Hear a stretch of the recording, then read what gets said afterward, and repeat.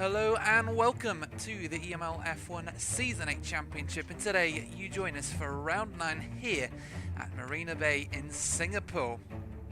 This 4.9km long circuit was initially created in 2008 to be F1's first ever night race. And of course many of you will remember that it was a highly controversial race for several reasons. The first being the controversial Renault crash that caused Fernando Alonso to take the race win. This had shock effects on another controversial topic, Massa claiming that this crash took away his chances at obtaining his one and only Drivers' World Championship title, which of course went to Lewis Hamilton that year.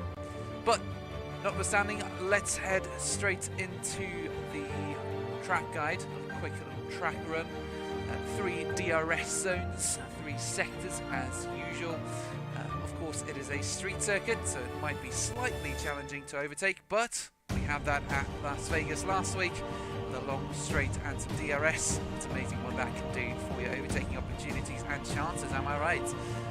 So, of course, last week we were at Las Vegas. It was an incredibly high-paced race. We had changes for position, changes for the race lead, and changes for podium positions non-stop. And a safety car put all of that on a temporary halt with a few laps to go from the end. And then all hell broke loose in the restart. We had absolute chaos and carnage, but at the end of it, we had an EVR stand on the top step of the podium with an HRT, I should say a Ferrari, alongside in P2. The first time we've seen a Ferrari on the podium, and the second time that HRT started to race the season, they already got a podium. And then of course we had an Alien Motorsport car also on the podium. Hence we have our standings now. Evolution Racing leading the championship as usual with 206 points, with Alien Motorsport on 183. QSL are on 156 points, while F1AF are on 124 points, while Esports PEC rounds out the top 5 with 86 points. Deluxe Esports, don't know what I was about to say there, Deluxe Esports on 80, with FRC Esports 74, Xbox Pro Gamers in P8 with 53 points, XR8 Esports on 40 points, and HRT on 19. The most points we've seen a Ferrari gain in anything, to be honest. We've had they've been on 3 points for about 6 weeks running now, but of course they weren't around for a while. Our driver lineup for tonight is as follows. We've got Calu Blue and Alberto driving for DLX, with Enzo and Shanks returning for FRC. EVR are running James and Fulker. Fulker, it'll be his first time out this season, with Liagos and Kra once again driving for HRT. Manolo and Flame are back out for XPG, with Misha and Knight driving for AMS. Bibin and Jerem are the F1 AF guys for tonight. However, XR8 have no drivers. PEC are running Raul Ruiz and Alex Linares, while Wizard and Gabza round off your driver lineup for this evening for QSL. Now, if it's the first time joining us, welcome. My name's Yanis Mayer. I'm going to be running the action for you guys tonight, and we are now at round 9 of a 12-round championship. As you can see, we've been going for 9 weeks now. It's been incredible. I can't believe how quickly time has flown by. Circuit Gilles Villeneuve, you know, the Canadian GP, that was 2 weeks ago already. It's insane. So join us for the next 3 races after today as well, for what I'm sure is going to be an exciting season finale, or quartile, if you will. The final quarter of the season. Or is it? No, it's the final. Is it the final quarter? Yeah, it is, isn't it? Anyways, point system, slightly different from the real Formula 1. 22 points for the race win, with 18 points for P2, 15 points for the final podium position, and 12 points for P4. And from there on, it's a 1 point difference per position you go. So at the end of the day, it's the top 15 that score points instead of only the top 10. You can receive an extra point if you get the fastest lap during the race, and or if you get pole position during qualifying. So there's an extra 2 points to pick up as well, which, if you've had a perfect race weekend, will mean you pick up 24 points in total. But we've talked enough about all the stats and stuff. Let's get straight into the action.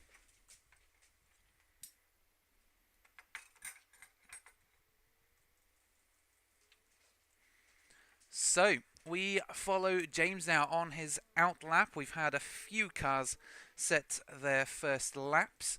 At the moment, we have P12 to P18 who haven't set any laps yet, so that'll be 6 positions yet to be decided. And James here has had some great performance in the past. He managed a podium this season for EVR, and he's had some pretty spectacular pace, as always, for the McLaren drivers.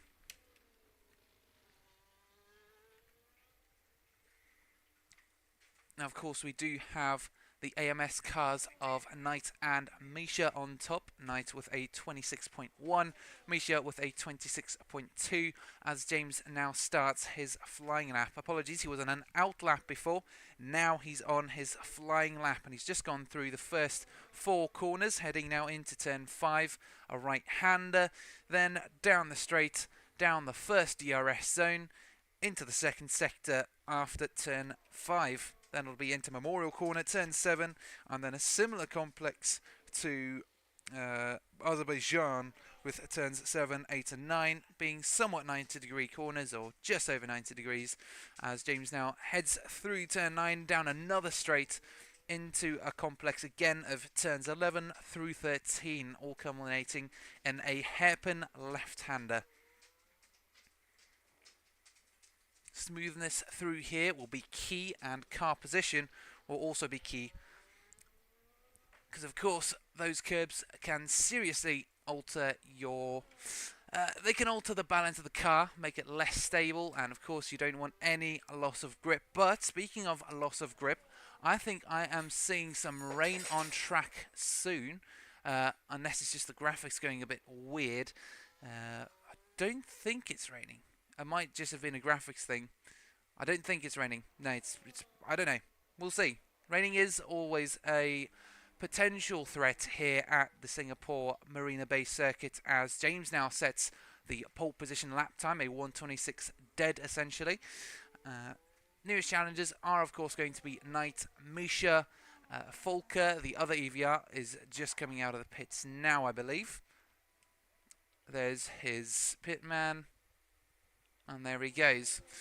Liagos is also a driver to keep an eye on. The HRT driver got their team the first podium of the season, second time out. The first time they were out at Canada, they had a bit of a rubbish race with all the red flags and stuff, but disregarding that, they struggled. Both cars retired before the red flag came out, so at the end of the day, they didn't finish in round 7. However, at Las Vegas last week, they absolutely performed. Kra was up there fighting as well, within the top 5. Liagos took a podium, he took P2, so I'm sure they're going to be fighting for their first race win today. P4 is not too bad for Liagos at the moment. He of course has a flying lap ahead of him now. We do also have the PEC cars out, and we didn't see them last week. Neither PEC driver turned up. We only had, I think it was Linares turn up at Canada. It was Linares at Canada for an exciting race. Again, just plenty of DRS battles, plenty of position swapping, plenty of strategy as we came into the last half of the race. Well, the whole race really. But particularly those last 2 laps were absolutely incredible. We also had a safety car then. It's kind of become a tradition now, late season. Round 7, we had a safety car with 3 laps remaining. Round 8, we also had a safety car with 3 or 4 laps remaining. Hopefully tonight will be different. Hopefully tonight we won't see a safety car. But I don't know, to be fair, it spiced up the racing whenever it's happened. Misha spicing up the order right now with a 1:26 dead as well. Knight also coming across with a 1:25.8. Good stuff from both Alpines, and now Danny comes across the line to take P4. Where will Linares come across? Well, it's only another 2 corners to go before he comes across the line. What can Linares do? We've seen some good stuff from the driver, currently in P9. However, his lap only put him up into P8, and that is their attempt at a flying lap over. Volker now on his flying lap. He's just about made a little bit of time, 0.06, that's 600ths Could we see Volker get up into the top 5? I think so, potentially. Knight, however, has retired from the session, as well as Shanks and Domos for QSL. And FRC not good in the slightest.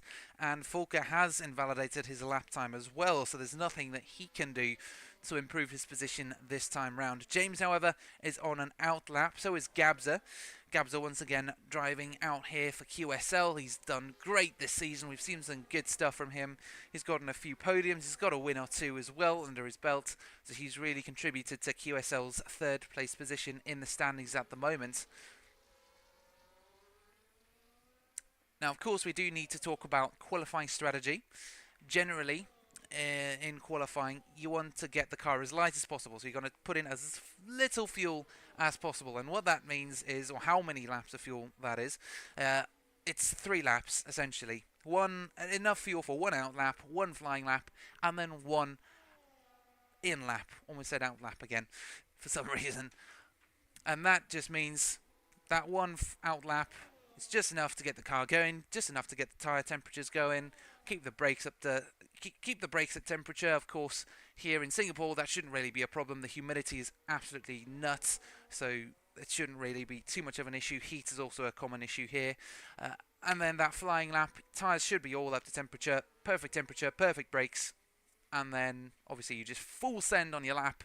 Hopefully you don't get any track invalidations or smash into a wall, as I'm sure Knight has done, as that's kind of the only reason you'd retire from qualifying, unless you're so confident that your time won't be beaten that you then decide to go a bit cocky and say, oh, well, I don't need to do any more laps.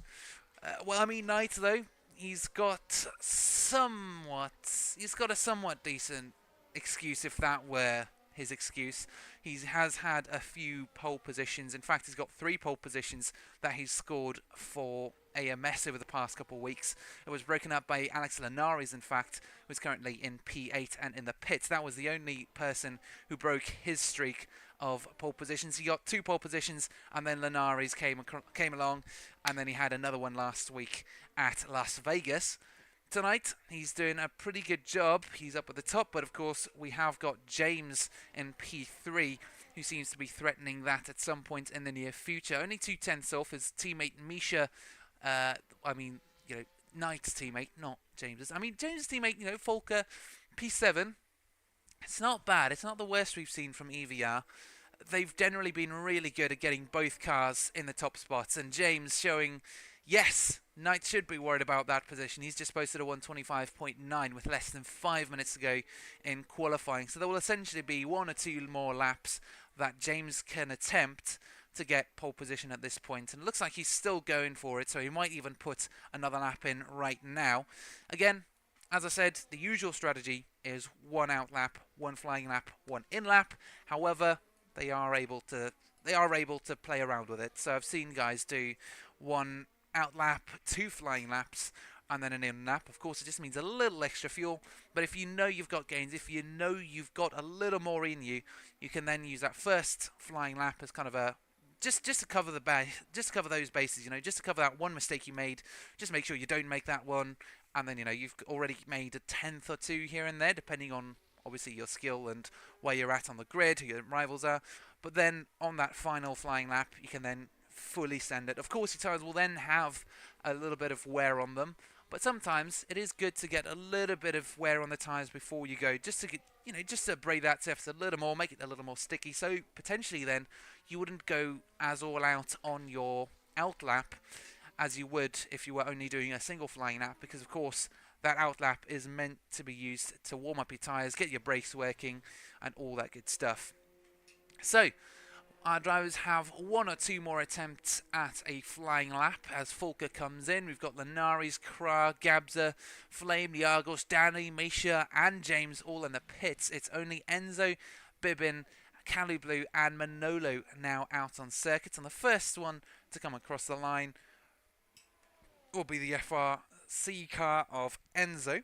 We've seen some interesting stuff from him as well. He's been able to take advantage of some scenarios, some bad scenarios when they've come up, but unfortunately, FRC just haven't quite been able to get themselves into the headlines. They've struggled to get up into the top positions. However, they have managed to get a few top 5 finishes, so they're not too far off. They're aiming to get a podium. That's kind of their biggest aim for this season, as it seems, in terms of their performance this season. I don't know, maybe Enzo and Shanks can turn it round tonight. Well, I'm not seeing Shanks out on circuit, unfortunately, because he did retire from the session, or he joined late. But I think you can still go even if you've joined late. Anyways, our drivers are now making their final attempt. You can see everyone on your small track map coming out of the pits as Enzo is now making his way around the circuit, heading into the final sector soon, once he gets through the complex of turns 10 to 13. And yeah, it's going to be on the fence. I'm not sure where Enzo will come out. He won't be able to get another flying lap in. This is his final opportunity. If he can get into the top 10, great. You know, FRC, they are battling a few of the other teams. They're battling the likes of PEC and F1AF, who are both formidable opponents. We've seen F1AF shine. They've managed to get a podium or 2 through the Grand Dada. I think it was in Australia and... what was the other place? Monaco? Yes, it was Monaco, wasn't it? Was it Monaco? I can't remember. Anyways, yeah, F1AF have had a few great moments this season, and unfortunately, FRC unable to do so during qualifying for round 9 today. Everyone's on an out lap. We've got Jerem and Bibin though. Bibin on a flying lap. He's also coming through turns 10 to 13 now. Heading into the third sector. Depending on what his sector times are, we might have to switch to some of the other drivers who are now making their way around, so that we can just keep an eye on what their sector times are as well, because this fight for pole position is going to spice up real quick. We're going to get some incredible stuff. Bibin up a 10th on his time, so he's going to start challenging for P10. But here we go. We've got Gabza out ahead, Kra a little further back, Alex Linares right behind Folker as well. Then we've got Liagos further back as well. Danny also out on circuit. Misha now only coming across the line. And James, he'll have just enough time to set his final time. So he will be the last driver, essentially, to come across the line to set his time. So really, it's going to be Gabza who will start off this battle in the top 10 for pole position. He is going full send down through turns 13 and 14. Now he's up a 10th or 2 on his time. XPG Flame finishes in P6 for XPG, which is great stuff. Monado finishing P16. Again, a team that have had some limited success here and there when they've had the decent drivers. I think China was a particular race where they shone. But here we go. Gabza across the line. Where can he come out now? It's a 126.4. That is unfortunately it for qualifying for him. We've just had James come across the line. Sorry, Folker, a 125.953. Kra will be the next to cross the line as well. Linares finished P6 with a 126.1. Here comes Kra across the line. P9 still.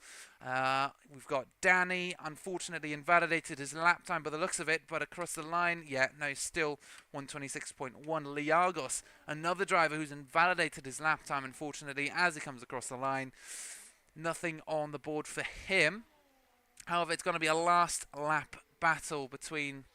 was going to be a last lap battle between Misha and James, but really it's only James now who has got an opportunity to take pole position. He comes across the final 2 lines now, through on the finish line, and he takes pole position on the final lap from Knight. There's the challenge, and there EVR retakes pole position after a 4-week hiatus, and they finally managed to retake pole position once more, away from AMS, away from Linares in round 7, and they are back on top. 2 cars in the podium finishing positions, Knight in P2.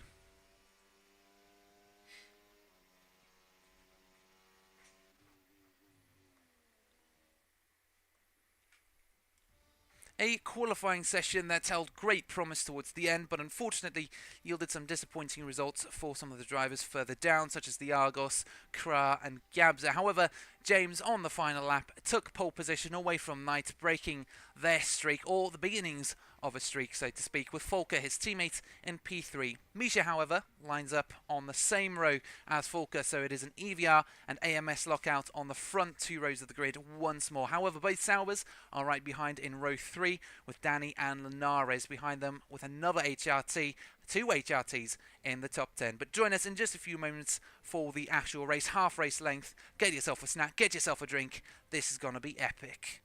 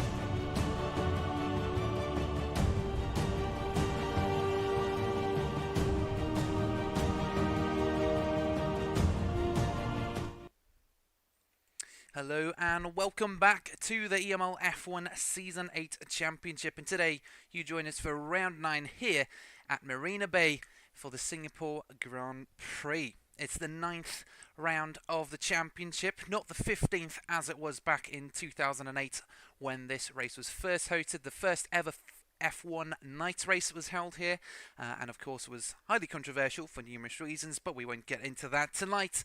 We've just come off the back of what could have been an incredibly tight qualifying session, and it did end up being quite intense night, losing out to pole position on the final lap by James, who threatened throughout the entire session to take that #1 position, and he did so. So now hopefully EVR can stay on top and take a race win from pole position. We haven't actually had a race won from pole position this season. It's always been someone else. However, there's usually some sort of penalty involved, so you kind of need to keep an eye out for that as well. So we have 153 kilometers of racing ahead of us. 589 corners await us in just a few moments. I hope you've got a snack. I hope you've got a drink. I've got actually my dinner and a bottle of water ready for. Well, I mean, I'm not even going to be able to eat it because I'm just going to be so hooked on the action. If Las Vegas was anything to go by, tonight will be even better. We've got 3 DRS zones, a few straights, and various other factors. Rain is not a factor tonight, which is a great relief, I'm sure, for the teams, for the drivers, because the last time we had rain, it caused absolute mayhem. However, it's always entertaining seeing them. Here we go, the lights come on. And it's go time. 18 cars go roaring down to turn 1 to start. 31 laps of racing, and the McLarens had a decent start, already ahead by the time they get to turn 1. Watch for Knight in P2. That Alpine has got another McLaren all over the back of him as they head now into turns 4 and 5 through the right-hander. We've got some movement from the 2 PECs behind. Also keep an eye on them. Danny and Linares still in the same order they started. Everyone's still nip and tuck through this first section. We've got Flame potentially making a move into the next left-hander, but he's forced to the outside by some defensive driving from Linares. He's still around the outside, though, into the next corner. That will turn into the inside for Danny as well, and he's made the move there. He's fighting both of these PECs as they head through the left hand. He's ghosted through them, and he's got that position done. Good stuff from the XPG, making some early gains from P7 up to P5. Some good early positions made for Flame. We've also got Gabza in P8, who got past Liargos. Of course, he started fairly high up. Liargos now going head-to-head with Kra. Don't crash into your teammate is the #1 rule generally offered by Formula 1 teams, since it's quite expensive if both drivers damage their cars and they need to repair both of them.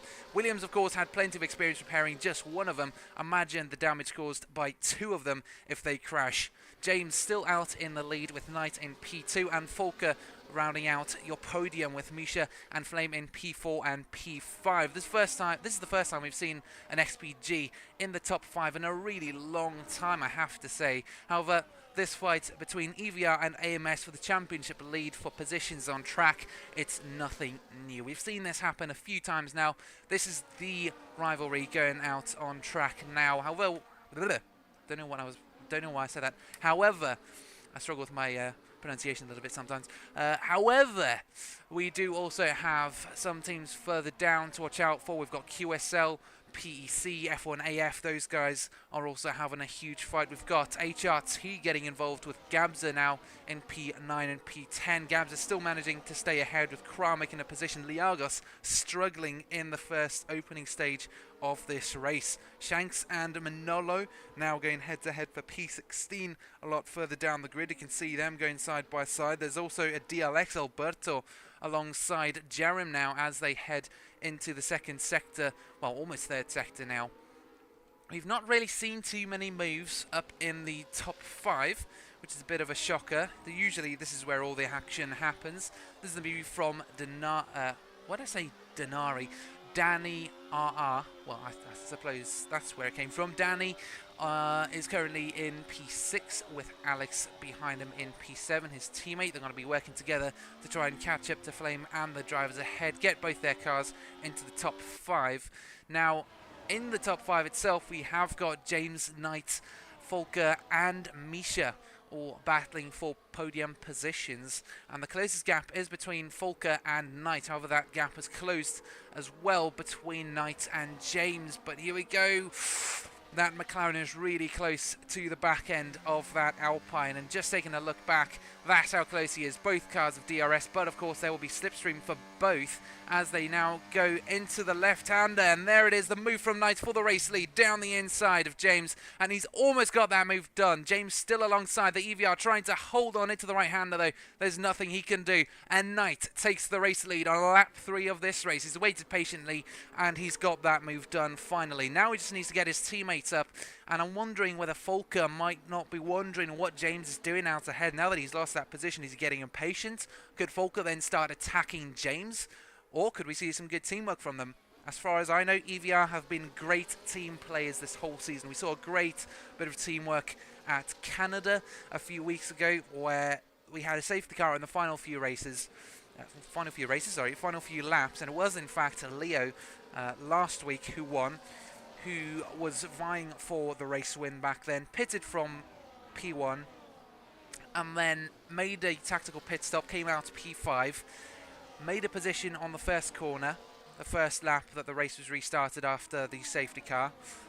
Then the teammates swapped, and that was crucial, because then he had another chance at overtaking another position, overtaking P2 into the hairpin, and that gave him the opportunity to then close the gap further and then take the race lead on the final lap. However, at the end of it, of course, we had penalties kick in, and unfortunately he did lose out on a podium position back then. However, I'm sure they'll be working hard to try and get this race win under wraps. 2 cars on the podium. James gaining a little bit of ground on Knight into turn number 7, where he made the position last time. However, through this section there's not much he can do. It's a bit tight through here, and tight through turns 10 to 13 as well. It's really turns 14 to 16 where you might see a few moves happen, as well as into turn 7. Yeah, this tight section, yeah, this isn't really where you're going to see any moves happen. It's really tight. Curbs are of course just waiting to massacre you if you hit them wrong, and then you could see the wrong end of the wall. You could see the back end of the wall if you're lucky. Maybe not through the tight section because it's a bit slow, but into the other faster sections, such as into turn 7, into turn 16, you might see something happen. James and Volker, that's one thing we might see happen into this next right-hander. We also had Flame looking at the rear end of Misha and licking his lips, waiting for that P4 position to be handed over, essentially at the next DRS zone. We've also got the 2 PEC cars constantly trying to catch up to Flame, and they seem to be doing all right. They're able to stick together, not too much teamwork seen, and Volker goes wide into turn 1, and the Argos has been given a penalty as well. These are all for track limit infringements, and we've got a slow-moving Williams. I'm assuming that's going to be Jerem down in P15, just coming through the first sector now on the pit straight. And is it just me, or is it a little laggy? I'm not sure. I think it's slightly laggy. And there we go. James makes the move on Knight while we were wondering about the lag. My brain was lagging so much, things had already happened by the time I managed to process it. So James retakes the race lead, Knight in P2. Once again, a familiar position, a position we reassume from the race start. And the Argus retires from the session. Oh dear, something's happened to that Ferrari. The car that took HRT's first podium of the season and their second showing in the season has retired from the race, and that will be a P18 finish for the Argos. An unfortunate end to what could have been a great race, but unfortunately right from the get-go something just wasn't right with that Ferrari. It was struggling in pace, it was dropping down the grid, and unfortunately a retirement is what results. Now we need to watch out for Knight though in P2. He's got Volker all over the back of him. Same between Misha and Flame in P4.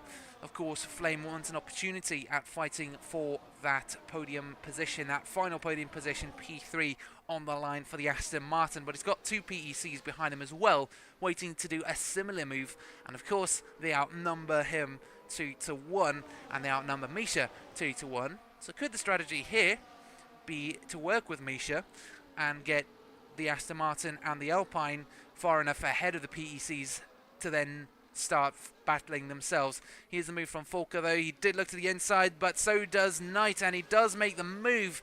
Is he far along? Yes, he is. He's already ahead by the time they get to the right-hander. Some good stuff into turn 7, and it's a favourite overtaking spot for Knight as they now head through turn 9 and down to turn 10. Knight once again retakes the position, and it's good stuff. We've seen some great overtakes from Knight now. He's had some good stuff going down the inside. Lap 6 of 31. We still have another...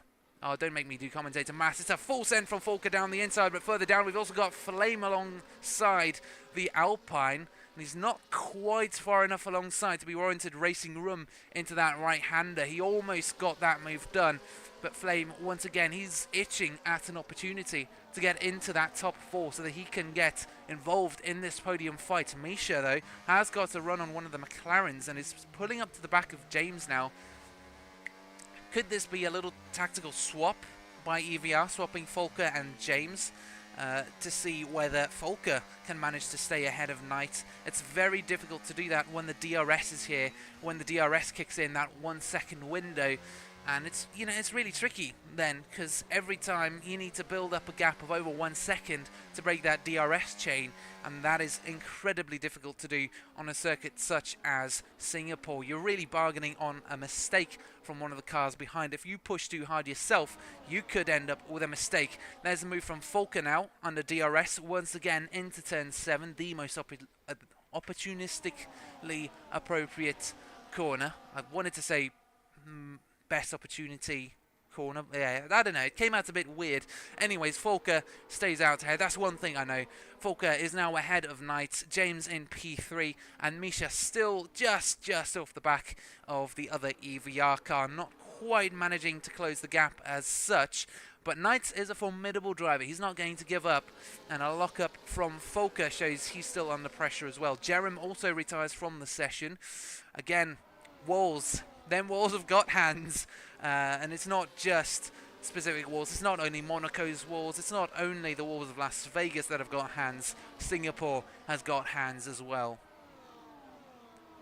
Into turn 16 we go, and the order is still fairly set. It's Falker, then Knight, then James, followed by Misha, Flame, and the 2 PECs. Gabza in P8, still thinking about making a few positions, but he's only 2/10 off the back of Danny now, so he's also starting to join this DRS chain, and he's also got Kra behind him, the HRT, managing to just about keep up, but he is struggling as well. The 2 Ferraris, unfortunately tonight, not showing as much promise as they did at Las Vegas last week.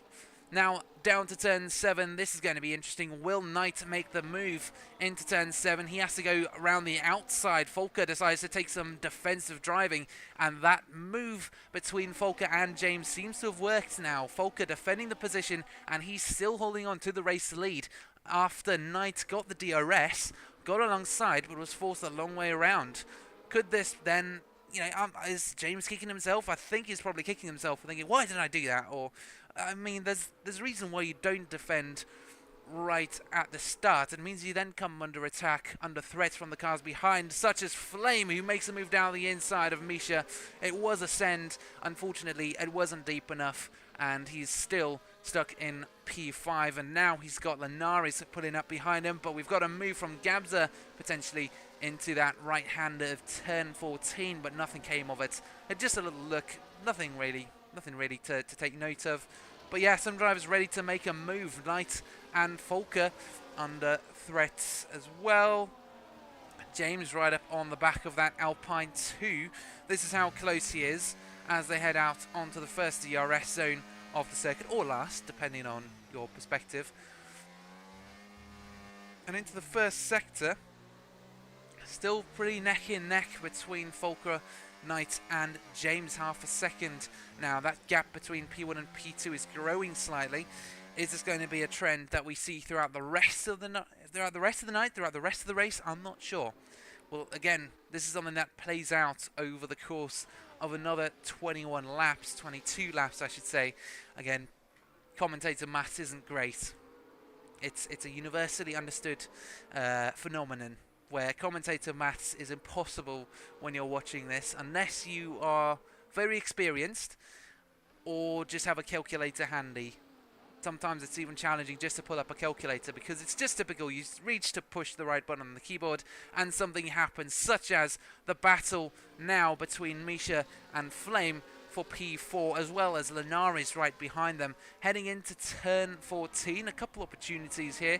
There's a Ferrari pulling out to the side as Danny now collides with the wall as well. Something happening here down on P8. There's a virtual safety car because, of course, we have got some debris on circuit. There's a penalty for Kra, a 10-second time penalty for that collision. He was apparently the cause of it. Danny involved in that as well. He's missing a whole front wing. So somewhere in Singapore, there's a Porkamoto Dragon potentially having been whacked by a carbon fiber piece of wing.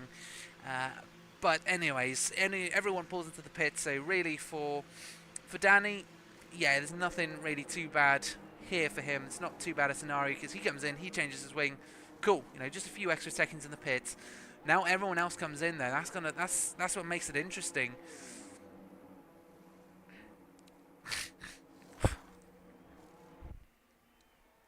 So everyone back out on the straight. Everyone back out on circuit, and that virtual safety car has now finished. Everyone's coming to the pits, and now Volker is in P1, Knight in P2, and Flame has made a few positions in the pit stops.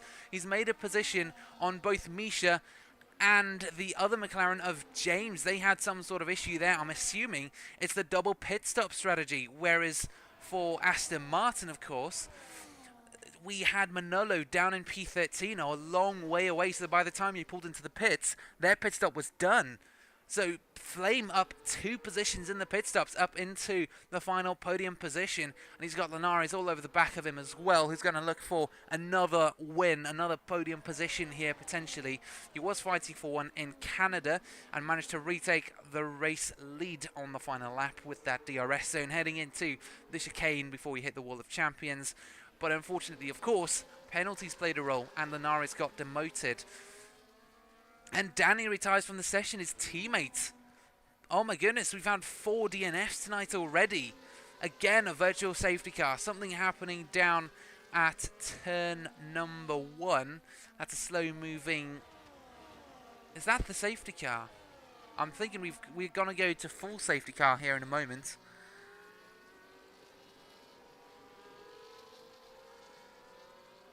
Is it a full safety car? I'm not sure. We've got some drivers looking towards the pit lane, maybe trying to jinx or manipulate their opponent into thinking, oh, they're going to the pits, I need to go into the pits. Kra also leaves the session. What is happening? And there's the safety car waiting to pick all of these guys up. So we've got a safety car on lap 11. We're not even 33% of the race in, and we've already had 2 virtual safety cars and a real safety car. But this works perfectly for Flame now. Again, everything's worked out perfectly in his favour. He was in P5, chasing Misha, making a few moves here and there, showing he wants to make the move, but nothing really happening, struggling to get an opportunity. And then, of course, in the pit stop chaos, we had the EVRs and the AMSs having to double stack. And as a result, those second AMS and EVR cars then got caught up because they're waiting to get in the pits. They're having to wait an extra couple seconds. So they lost out massively. James and Misha in P6 and P7, still in that same order. And that obviously allowed Flame, Linares and Gabza up into P3, P4 and P5. So this actually seems like an appropriate time to look at a few of the stats. Volker up 2 positions from where he started. Flame still right where he was in P2. Knight. Flame made up 5 positions, so Flame on a high tonight, making 5 positions into the final podium position. Gabza also up 5 positions into P5.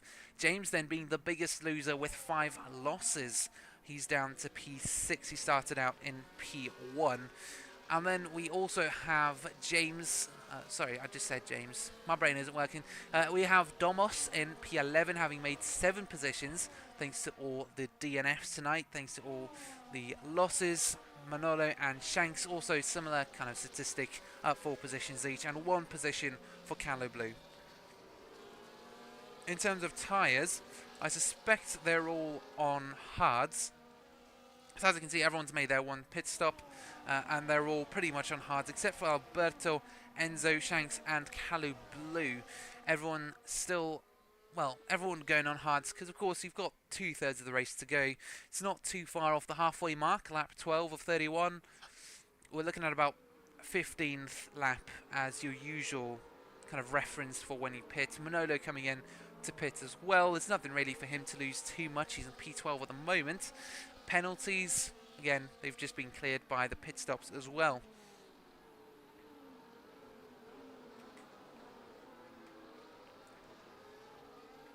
Interesting stuff happening tonight. Again, safety car out for the 3rd week running. Not exactly what you want to see, but of course the restarts are always good fun. It'll be interesting to see how Knight takes it, whether he can get the jump on Volker. Flame, of course, is in P3. He's already made 5 positions, so will he settle for P5? Don't know. He could potentially make a jump on Knight and then start chasing Volker, get into that DRS chain, then start fighting for the race lead. It's not off the cards. Linares receives a penalty as well, 10 seconds for a collision. I'm assuming... No, that's not for Kra, because that happened earlier between Danny. Or was it Linares? I think it might have been Linares, actually. Hang on, we can see... Yeah, it's 10 seconds, so I think that was for... Sorry, as I remember on screen, that was for a collision with Kra. Now the question is, when does the safety car come in? Is it going to be this lap? Is it going to be next lap? Should these guys be taking care of their tyres a little more? Should they be weaving right now to try and get them up to temp? Because of course, if your tyres aren't quite ready, if your brakes aren't ready for the restart, then you're at a disadvantage compared to your competitors who may have already been weaving, warming up the tyres, etc, etc. But of course, if they're doing all of this and it's an extra lap, they could potentially be putting their tyres under unnecessary wear. But I don't know. It's down to the teams, really down to the drivers, and the safety car's still out. It's yeah, we've got 4 cars worth of debris on circuits really over the course of this evening. That were the cause of a few yellow flags and of course virtual safety cars, and now a real safety car.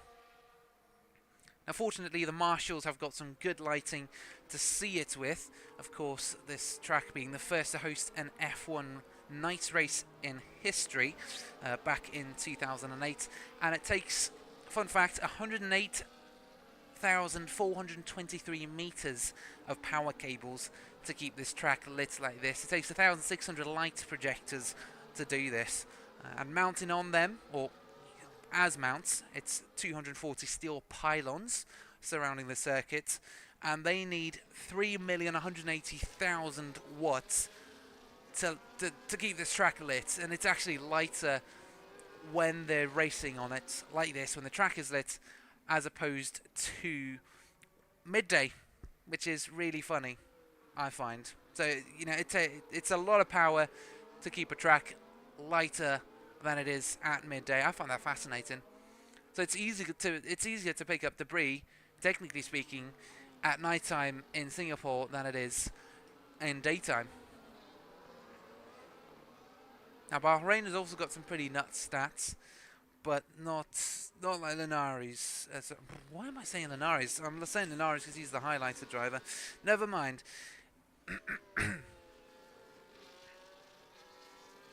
Apparently the reason behind having so much light on circuit is to reduce the glare, to help the drivers see even better, as opposed to the usual glare from lights, such as at Bahrain or stuff, or any other kind of night race.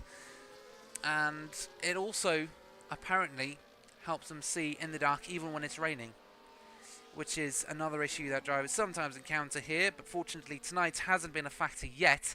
We still have another 18 laps, 19 laps to go to find out whether rain is indeed a factor tonight.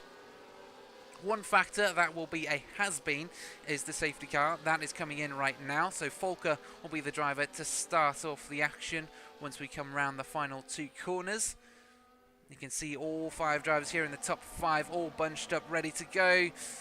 Oh my goodness, and it's the green flags, and there's an EVR straight into the wall. That is James already taking a contact from someone else. Knight in P2 being challenged by Gabza. Up into P2 he goes. Flame on the inside now of the Alpine, looking for another position. He's already lost one. Can he lose another one to Flame? Well, I don't think I should be asking can he. Will he lose one is a better question. Misha going sideways out of turn 5. And there is now competition between Flame and Knight once again. He's round the outside into the left-hander. Can he hold on to that position? Yes, he can. Into turn 7. Flame takes the final podium position. And Knight, in the course of only 8 corners, has lost 2 positions. He's gone from P2 all the way down to P4. Will Misha and Knight now swap round? Again, that team strategy coming in. As we saw with EVR, could they swap the cars to allow that driver in to make better gains? Well, Volker has had a brilliant start with all this chaos behind him. He's already a second and a 10th ahead of Gabza. It's going to be tight as to whether Gabza gets DRS or not on the next lap, unless Gabza's pace is such that he can catch up to the back of that EVR. He's got Flame 6/10 behind, and Knight has got a 4/10 gap ahead of him to this Aston Martin. So there is still potential here for the podium positions for Knight as Flame cuts the corners and potentially adding to a 3-second time penalty at the end. And penalties, we've seen them wreak havoc on the standings. And actually, Gabza managed to make it within that second gap. Gabza has got DRS. This is going to become very interesting into turn 7 as Gabza and Flame both have DRS. Knight and Misha not too far behind. Lenari's only 3/10 off of Misha for P5, making contact with a wall there. Also 4/10 for Alberto, he's up in P7. Good stuff from the DLX, up in the top 10 along with Enzo as well, the FRC. We've also got a F1 AF car up there in P8 as well, who's also got a penalty, I have to say though. So there's all these little factors and stuff that play a role. James in last place down in P14, unfortunately struggling with some damage right off the get-go. He got smashed into a wall. Don't know what happened there. I'm sure the stewards will have a look at that later. But here we go. The gaps between the race leaders are going to be closing as they now head out onto this straight. They've got some DRS into turn 14 to close the gap even further as they then head into turn 14. Unfortunately, not a DRS zone. It would make quite an entertaining one. Of course, they've then got turn 16, that sharp right-hander, and then a sweeping left-hander following that. So potential overtaking opportunities there. And I don't know, Flame's struggling to get the car stopped tonight, and that allows Knight right up behind him to join to the backside of that Aston Martin. Both of them have got DRS. Into turn 7, I could see a move from Knight. Knight, a hurt animal, a guy seeing red right now, who's fallen from P2 to P4. He's fallen from his chance at taking the race lead. Now he wants to retake that final podium position. Turn 7, the obvious place to do it. DRS enabled, and let's see whether Knight can do it. He's only 2/10 behind him. Into turn 7 we go. He's still a little too far back. No opportunity there for the Alpine, and he'll have to wait for the next opportunity, which could potentially be into turns 16 and 17. He knows that Flame's struggling with that corner now. He's struggling to get the car stopped. He's struggling to keep the car within the white lines in that section of the track. If he can make a move there, that's the move done and dusted. We've also got a gap between Enzo and Bibbin. That seems really small at the moment. Minuscule between the F1 AF and the FRC car. A Williams and a Mercedes. Two similarly power-trained cars, if you will. Both Mercedes engines as they head into turn 14. He is right up on his rear bumper. We could see a move here from Enzo for P8 if he can get that done. Great stuff. Then we've got a FRC in P8, a DLX in P7, and then of course we've got the usual mix of Alpines, Saubers, the Haas of Gabza in P2, and we have got a safety car once again for James, who seems to have lost a winglet or two, and the safety car seems to be deployed once again. Is it? Is the safety car deployed? I'm not sure. It's showing the notification, but these guys keep driving as if it's not there. collision with the wall for Volker. He's driving like he's got the devil behind him. Gabza half a second behind him. Flame also half a second off. There's a 1.9 second, 2 second gap now between Knight and the Naris. So something happened there potentially, and I think the safety car thing up on screen right now is a glitch. Don't worry about it. Sometimes F124 takes a while to catch up, but really now it's our top 4. You can see that massive gap before. You can see the lime green and black car of Linares come across his screen, and that's the 2 second gap we were talking about earlier, that massive gap between them. Now Volker has got Gabza within a half second, and Gabza's just reeling him in. Gabza's just closing that gap slowly but surely. Into turn 14 we go, and I'm sure turn 7 he'll be close enough for a move or a potential attempt at a move. And we have got an FRC car moving slowly. I think that's Shanks in P13, maybe a spin out or a bit of contact with Cali Blue. The other DLX car starting lap 18. We're now just over halfway into our 31 lap race, and we've seen some interesting stuff. We've seen 2 Alpines and 2 EVRs fighting for pole position. We've seen them fighting for the race lead. We've seen them fighting for podium positions.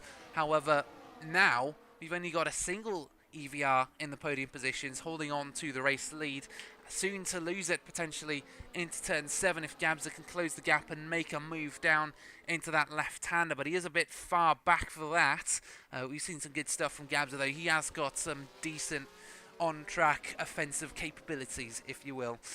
And of course we've got Knight and Misha, who struggled in the restart. Knight losing 2 positions right off the bat, and then of course James taking a hit with the wall on the left hand side of the circuit as they started. And Gabza applying copious amounts of pressure now to Volker, to that McLaren, almost said Aston Martin for some reason, and he's pushing him, he wants a mistake. Flame also happy to stick right up on their rear ends to take advantage of such a mistake. Misha in a similar, Knight in a similar position. Misha is behind Linares in P5.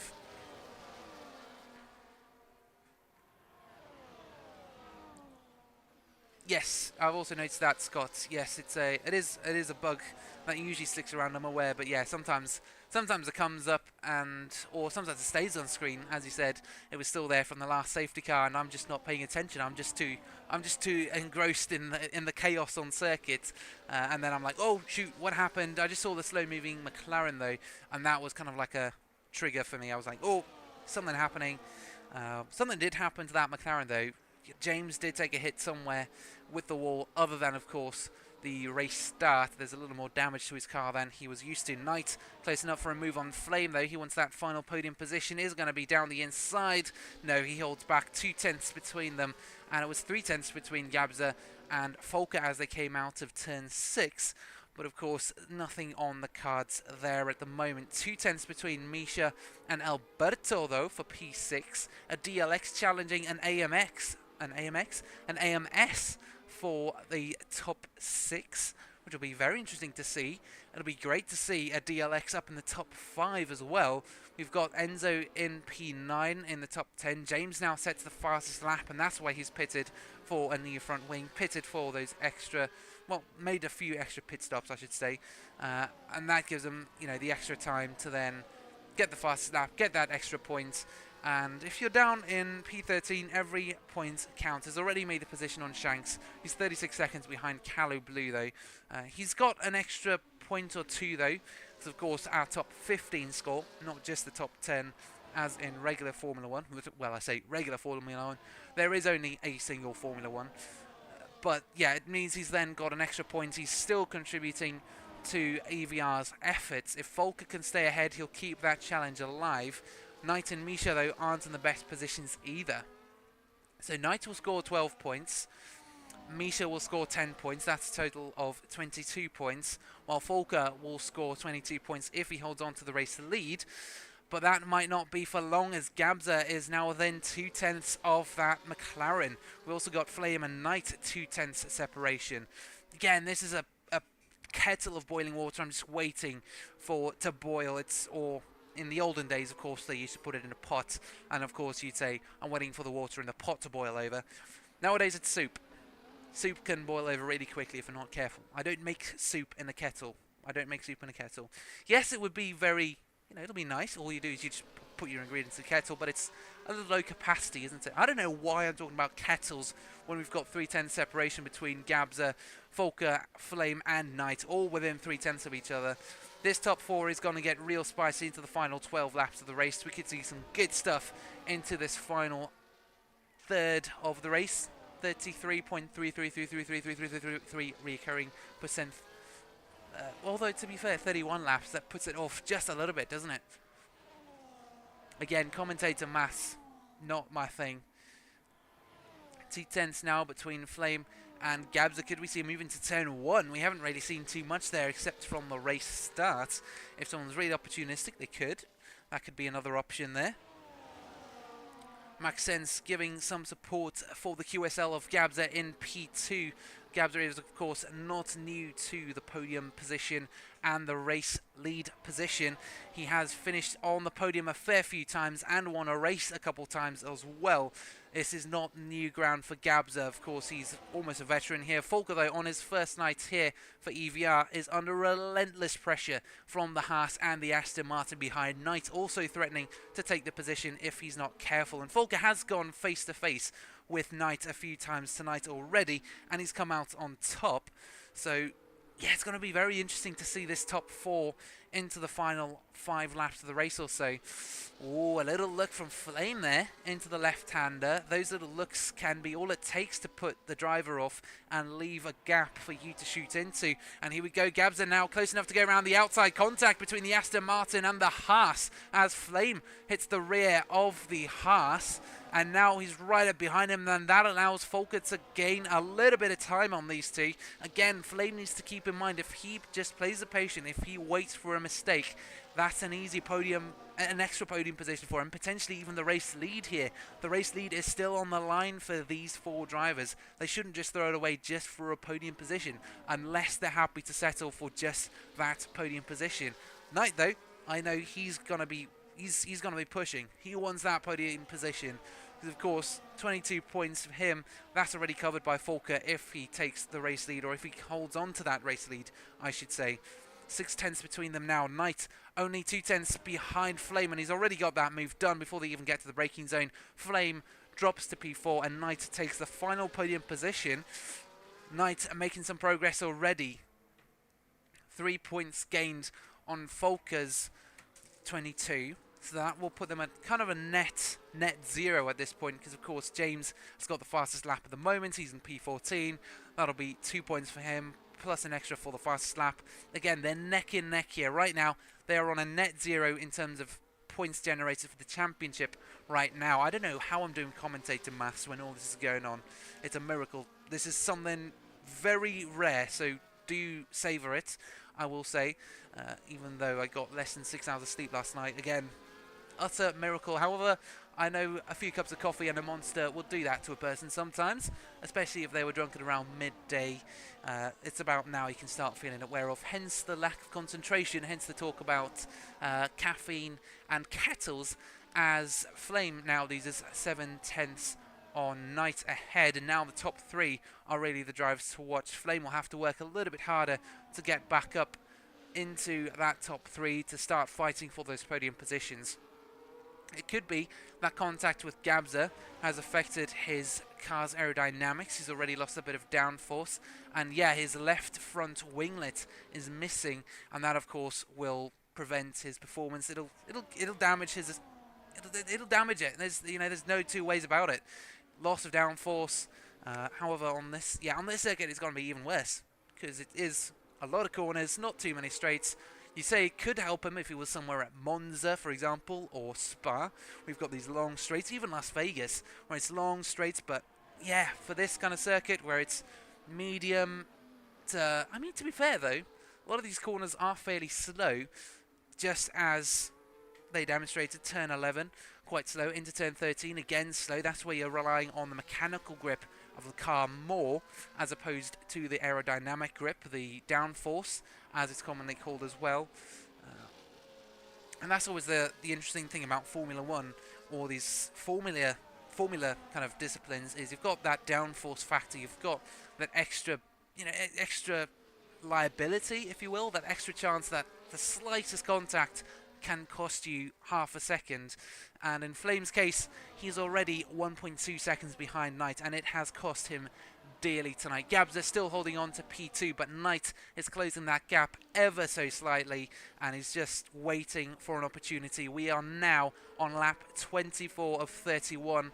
We have 8 laps of racing to go. Again, commentator Matt on an absolute high tonight. This is the apex of EML F1 commentary here on display on round 9 here at Singapore, but a display of overtaking and sportsmanship from Knight potentially into turn 7.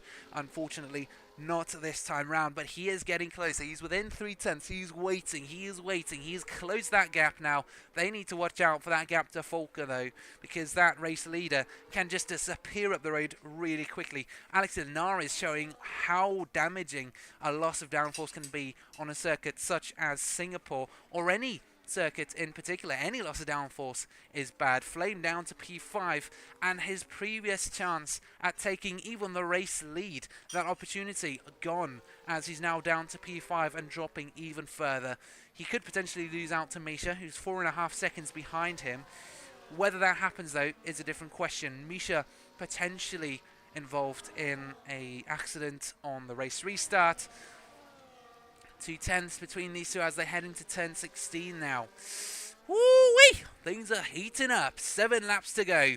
Every lap we count down, and that is 1 lap closer to a lunge, 1 lap closer to turn 7, 1 lap closer to a desperate move for the race lead. We've seen a desperate move from Flame for just P2, and that tells you how difficult it is to take the race lead here. Volker will know how difficult it is to hold on to it. He's had Gabza a second behind him. He's had him outside that DRS zone. He's had him gain that position and pester him for a little while.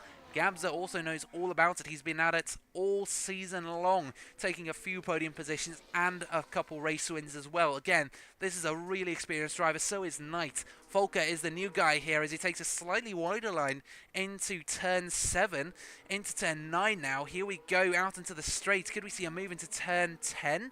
This will be a very, very opportunistic move indeed. It's a really tight section of the course. Again, turns 10 to 13, the really technical, tight section where if you make a single mistake, there's something that's going on. Oh my goodness, and there we go. There's a ghost from the EVR. Knight now around the outside, managing to take care of his car and prevent any kind of damage to it, unlike Flame earlier, and Knight has gained P2. Something happened there, a bit of contact between the Haas and the EVR, and Knight takes the opportunity with both hands into turn 16, potentially taking yet another opportunity with not only both hands, but his head, his chest, his whole body. He's taken everything. But a bit of oversteer on the exit, though, allows Gabza to gain a little bit of time again. 3/10 between these guys. Lap 26, 6 laps to go. I told you we're going to be counting down the laps.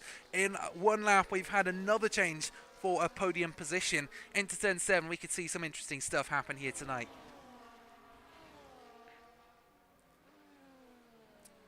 Thank you for all the feedback, Max. I try my best. Sometimes my best is really weird. Sometimes it's a success.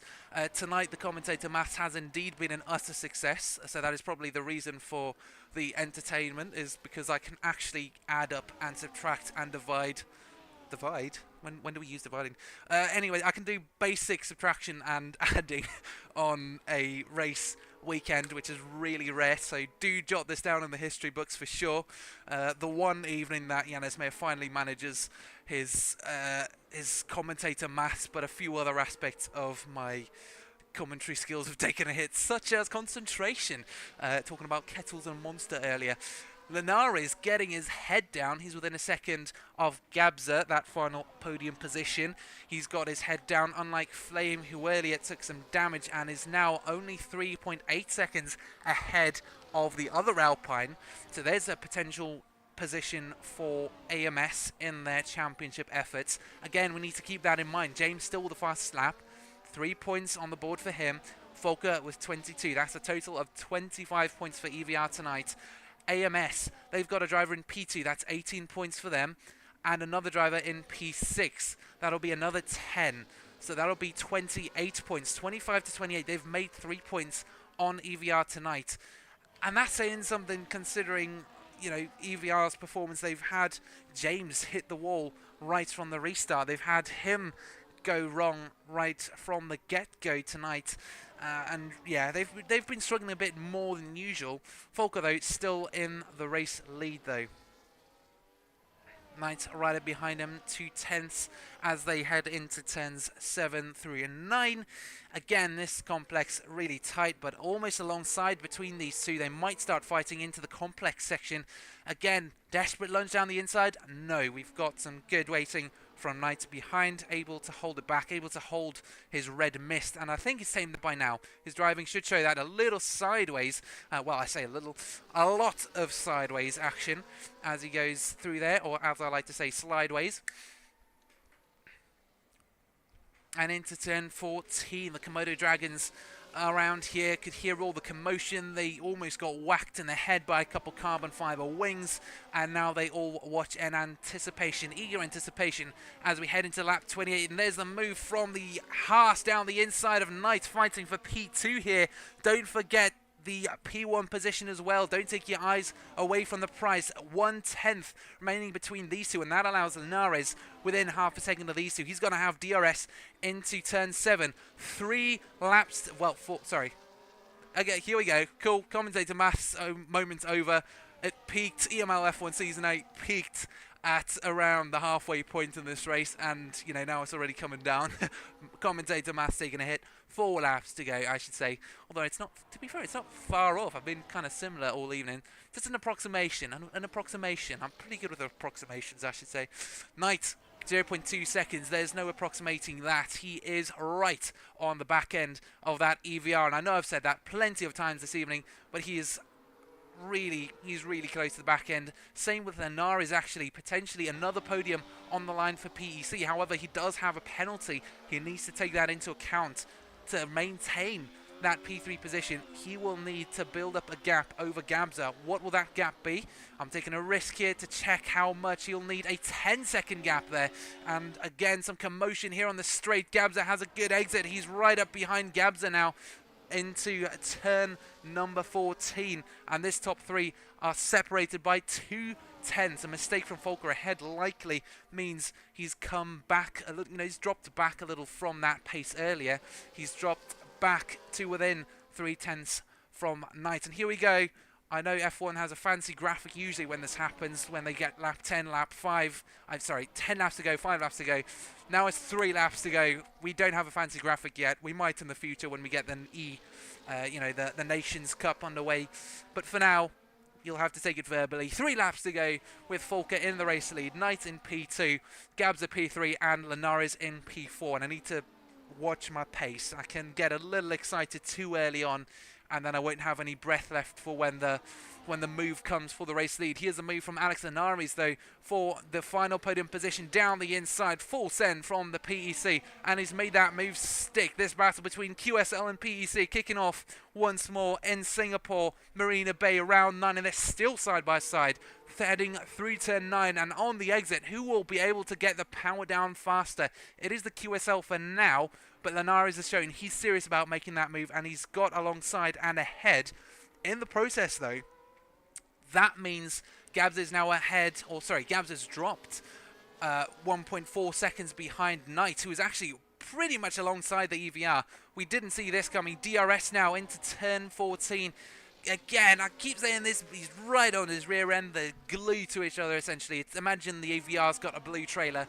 That's what it looks like, and that's what the scene has been all evening long. Occasionally, the trailer's gotten ahead of the McLaren. Sometimes it looked a bit odd, I have to admit, and trailers aren't meant to be ahead of the car. Generally, they get towed by the car, but for some reason, the car was reversing at about 256 kilometers an hour, which is really fast. If you don't know, 256 kilometers an hour is really, no, sorry, not 256, I should say 356 according to Singapore.gp. I think that's what the address was online. I can't remember what the actual website name was. All I know is Knight wants to put an address name on this. He wants to get this done. He wants it www.win down the inside into turn 7, and he's got that move done. He's shoved Volker out the way, but now into turn 8. Volker tries to oh my goodness. He tries to take it back. Now we've got Gabza down the inside as well. And Nari's taking an opportunity. And Volker has dropped down 3 positions in only 3 corners. A position per corner, so to speak. Volker, in his passion to defend the race lead, has lost out not only on the race lead, but on both podium positions. Linares, though, has got to build a 10-second gap to Volker if he wants to maintain that position. So technically speaking then, Volker still has got a chance at a podium here tonight. But Knight retakes the race lead. He qualified P2, took the race lead fairly early on, and he's been waiting to take it from an EVR all evening long. He's been battling them for so long, but he is now at the top. 22 points for him. Misha, of course, 10 points. That's going to be 32 points as opposed to the 12 plus 3. That's going to be 15 points. So they are going to be making gains on EVR tonight if they finish in this order. Of course, Misha, 3.3 seconds off of Flame. That downforce issue we had earlier for the Aston Martin. Final lap of the race, ladies and gents. I can't keep hyping this up even more because otherwise I'm going to be non-stop yelling. Knight in the race lead. Gabza P2. Linares P3. Into turn 7. This is going to be the final realistic overtaking opportunity for the race lead. Gabza 2 tenths behind Knight. 2 tenths between Linares and Knight. Oh my goodness, Knight going on the defensive into turn 7. The Haas is still alongside though. Into turn 8, he's got that inside line. Now Linares goes down the inside as well. The Haas goes straight on. Doesn't manage to recover. No! No! Gabza straight into the wall and he's retired from the session. Gabza into the wall. Huge accident for him. He's retired. Linares takes the race lead. Knight in P2 and Volker has got that final podium position under wraps. But of course Linares needs to build that 10-second gap if he wants to maintain either a race lead or a podium position. He's now only going to finish in P5 at this point in time. But Linares in the race lead there. Knight P2, Volker P3. And something's happened to that EVR behind as well. Something's happened to him. Is there damage? Yes, I think there is. Something's gone wrong with this EVR. He's now 1.3 seconds behind Knight. Oh my goodness. Gabza on the final lap crashes out after an intense battle for the race lead. Knight going defensive. We had Linares fight in there as well. Through the final 2 corners, Linares will cross the line first, but Knight will be the one to take the race win here at Singapore. Round 9 of the EML F1 Season 8 Championship. What a race! Wow! Knight started P2. He's had fights with both EVRs and he has come out victorious tonight. Volker, maybe his inexperience getting the better of him, but all we know is he's managed to score a podium on his first showing for EVR. And James, unfortunately, not managing to pull in as many points as EVR have maybe hoped for, but his race, nonetheless, he still finishes in P12. Not a bad finish for him. Points are going to be tight here for the championship, heading into the last 3 rounds of the championship. Round 10, 11 and 12. We've only got 3 more weeks of racing, people, and the championship leads are starting to close up. Ooh! I am sweating. Wow. Those final 3 laps were intense. I completely skipped the final lap announcement until about turn 3. That's how intense it was. Wow.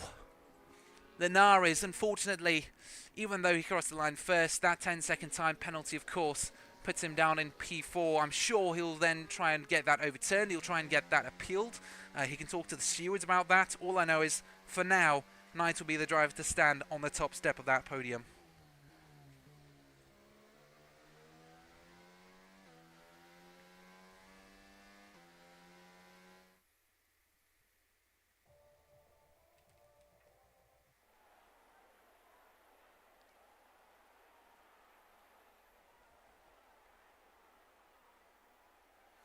Knight takes the race win, P1 for him, with the other EVR of Volker alongside, and then somehow his teammate through the penalties managed to take the other podium position. We have 2 Alpines on the podium.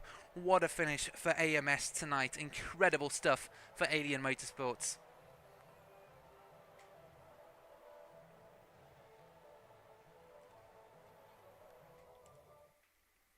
An incredible race, even though the first few laps seemed a bit dull, just a few overtakes here and there on the DRS. It did not fail to deliver. Knight taking the race win at the final opportunity. Gabza crashing out on the final lap. He had the race lead within his grasp, but threw it away. Volker taking P2 and Misha rounding out your podium.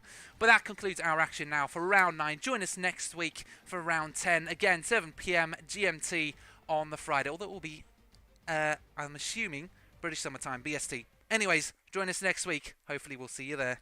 Good night.